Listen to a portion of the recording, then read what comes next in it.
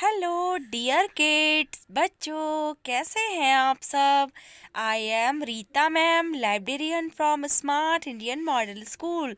आज हम new story सुनेंगे जिसका नाम है हाथी और खरगोश। बच्चों, एक समय की बात है। एक जंगल में एक सरोवर था। उस सरोवर के किनारे बहुत सारे खरगोश रहा करते थे। और उस सरोवर के किनारे की जो जमीन थी वो नरम थी। वे खरगोश दिन भर नरम नरम घास खाते थे। ये ओ, मुझे पकड़ो जल्दी से, मैं पकड़ूंगा। जल्दी भागो, मैं अपनी आंखें बंद कर लेता हूँ। हाँ, मैं अभी जाता हूँ। मैं भी पकड़ूंगा। ये आहा। इस तरह से बच्चों, वे खरगोश बहुत खुश रहा करते थे। वे दिन भर तो नरम नरम घास खाया करते और शाम होने पर अपने बिल में चले जाते थे। वे बहुत अच्छे थे। बच्चों, तभी उसी जंगल में हाथियों का एक झुंड आ जाता है। वे झुंड बहुत शरारती होता है।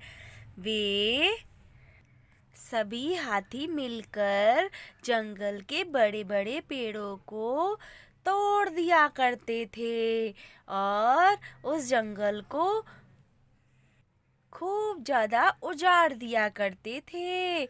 कोई भी फूल पत्तियों को वे देखते ही नहीं थे। वे अपने पैरों तले उन्हें कुचल दिया करते थे। इस तरह से बच्चों, वो बहुत शैतान थे। बच्चों, वे हाथी अपनी सूंड में सरोवर का पानी भरकर एक दूसरे के ऊपर डालकर खेला करते थे।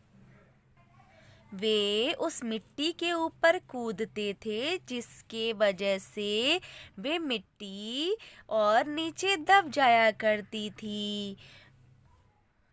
मिट्टी के दबने के कारण वे खरगोश बिल में रहते हुए बहुत परेशान हो जाया करते थे। तो बच्चों, इस तरह से वे खरगोश बहुत परेशान थे। तभी कुछ खरगोशों ने मिलकर एक योजना बनाई। एक जो बूढ़ा खरगोश था, उसने कुछ खरगोशों को अपने साथ लेकर वे सभी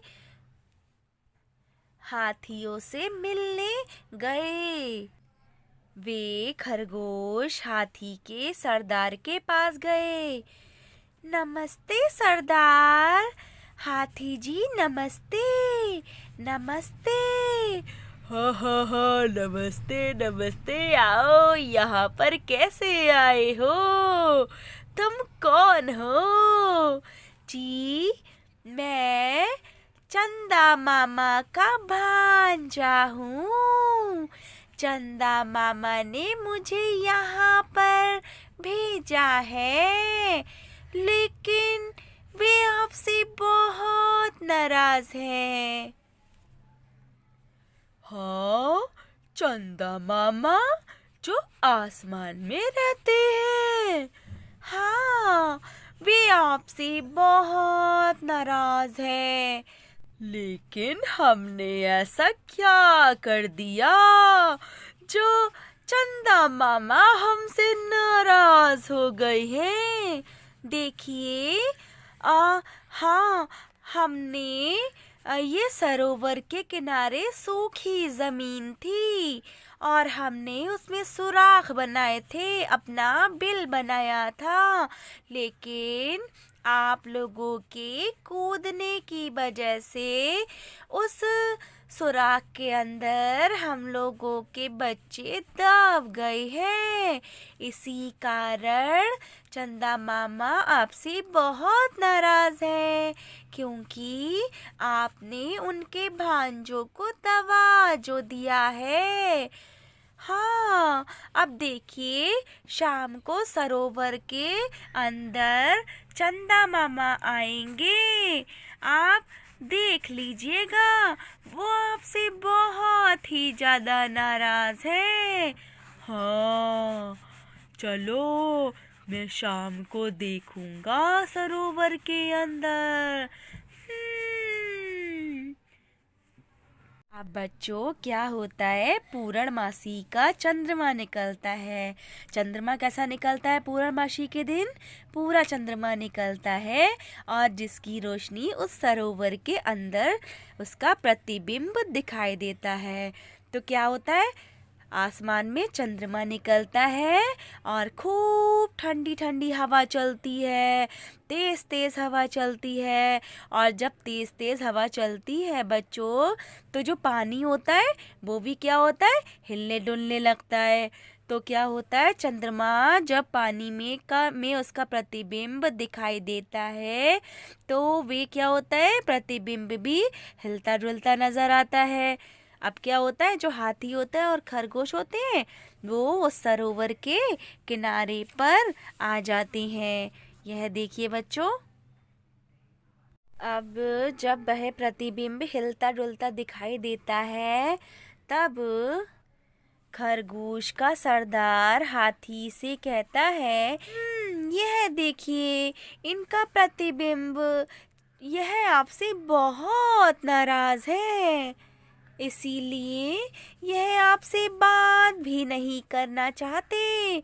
अब बच्चों पता है क्या होता है, जो वह हाथी होते हैं वे उस चंद्रमा को देखकर नमस्कार करते हैं और वे सब उन खरगोश से माफ़ी मांगते हैं और कहते हैं, हमें माफ़ कर दो, हम सब कुछ भूल गए थे, हम तो अपने मस्ती में ही मस्त हो गए थे।